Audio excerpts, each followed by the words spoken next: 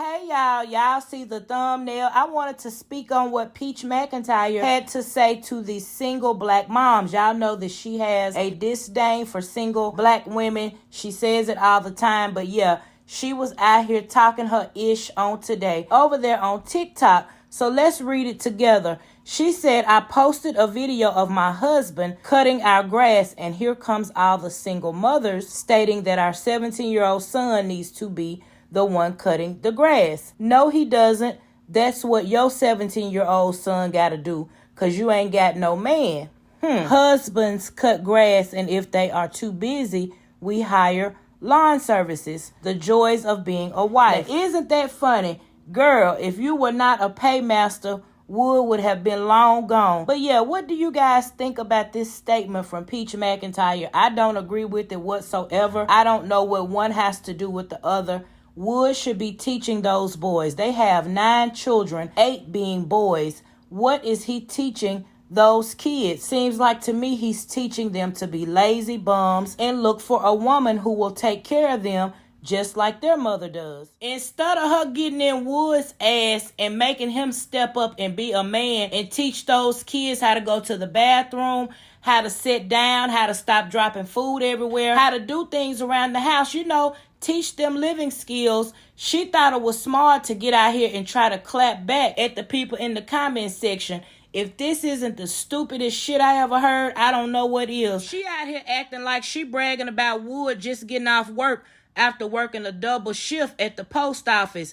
Girl, are you kidding me? This man does the bare minimum, and the only reason he does that is because he's getting paid to do it. Let's not forget, she was just out here complaining and crying about how Wood won't wake up, how he sleeps all day, how he won't get the kids out of the house, how he won't do this, how he won't do that. So he got 41 days strong of doing everything she wants him to do, and now all of a sudden he's the perfect husband. Until tomorrow, y'all know it's YouTube payday tomorrow, so we'll see how this goes. Wood knows what to do, for how long to do it, until he gets his coin. I guarantee you he will be at the Hard Rock tomorrow after 2 a.m. She'll be up with the twins, honey.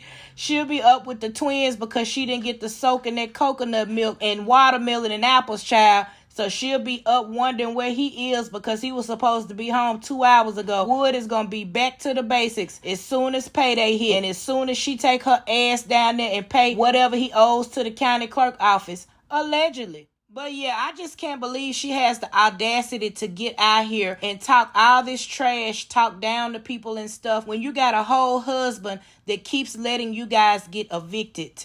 When you got a whole husband that let your van go back and you didn't even have a car, but he kept his truck. Girl, when you got a husband that the only time that I know of that he gave you any smoney's, you gave it back to him like an idiot. Wood gave her $1,400 and she gave it back to him. Her words, not mine. And he went down to the Hard Rock and lost it all. And this is the man that you want to put up on a pedestal. Now, I will say this. I believe that Wood can do better. He chooses not to do better. He doesn't want to do better, because I don't think that he wants to be with her anymore. He does not like that lady, but I do know that he wants to be in his kid's life. So that's the thing that I think, outside of the money, what's holding him there. And so he's choosing to do the bare minimum. Wouldn't it be something if he got with another woman and was all of the things that Peach McIntyre wishes he would be right now for the next woman? But I really believe that we've watched Wood. He can do a lot of things, with his hands. He can put up TVs and he knows how to put together things. So yeah, he can do better. He's choosing not to mention she's enabled this kind of behavior.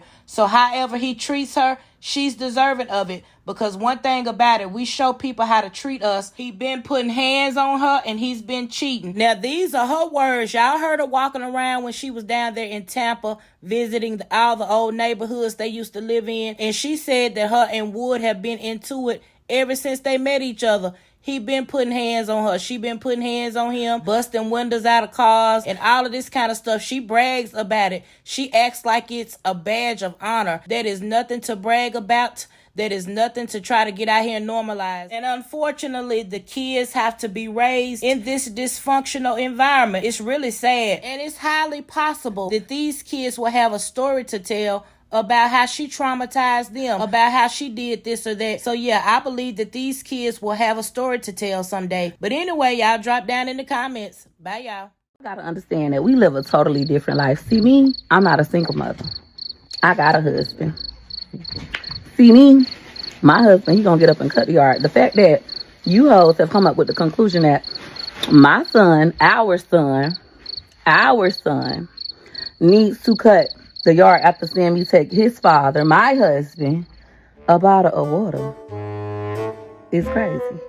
So like, oh, he need to be your 17th. No, that's what you gotta do because you ain't got no man. That's what you gotta do because you can't call your baby daddy.